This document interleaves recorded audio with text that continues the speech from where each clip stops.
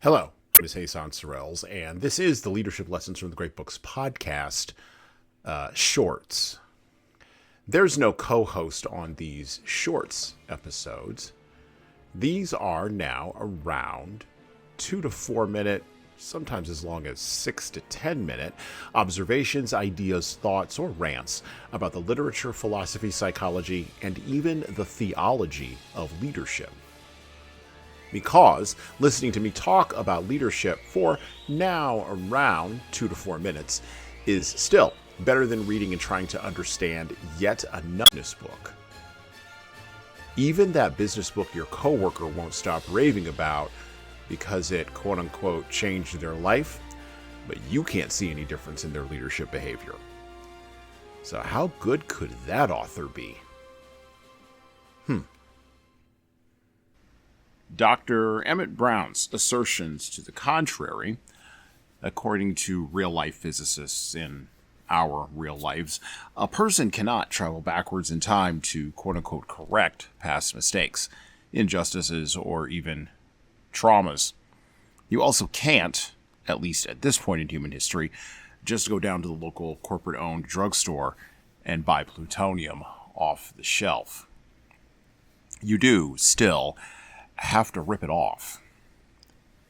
The idea of returning to a time in the past that was better than today via technology and science rather than via faulty memory or a pastiche of overwrought nostalgia and vague happy feelings is a quirk unique to human beings.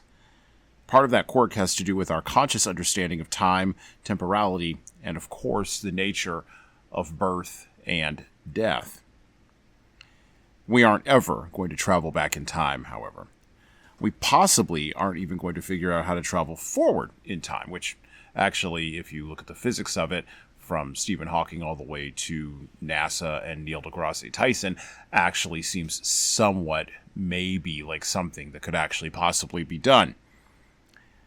But just like seeking to attain human immortality, time travel is one of those things that wealthy human beings with plenty of time on their hands are going to keep fruitlessly chasing long into the future or the past or whatever. That's my only thought for today. It's a short one. So while we're waiting on all of that, in the meantime, I'm going to go rip off some Ukrainian nationalists and give them a shoddy bomb casing full of used pinball machine parts. And well, that's it for me.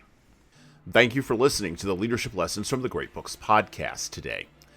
And now that you've made it this far, you should subscribe to the audio version of this show on all the major podcast players, including Apple iTunes, Spotify, YouTube Music, and everywhere else where podcasts are available. There's also a video version of our podcast on our YouTube channel. Like and subscribe to the video version of this podcast on the Leadership Toolbox channel on YouTube. Just search for Leadership Toolbox and hit the subscribe button there on YouTube. And while you're doing that, leave a 5-star review if you like what we're doing here on Apple, Spotify, and YouTube. Just go below the player and hit 5 stars. We need those reviews to grow, and it's the easiest way to help grow this show. And tell all your friends, of course, in leadership. By the way, if you don't like what we're doing here, well, you can always listen to another leadership show. There are several other good ones out there. At least that's what I've heard. All right. Well, that's it for me.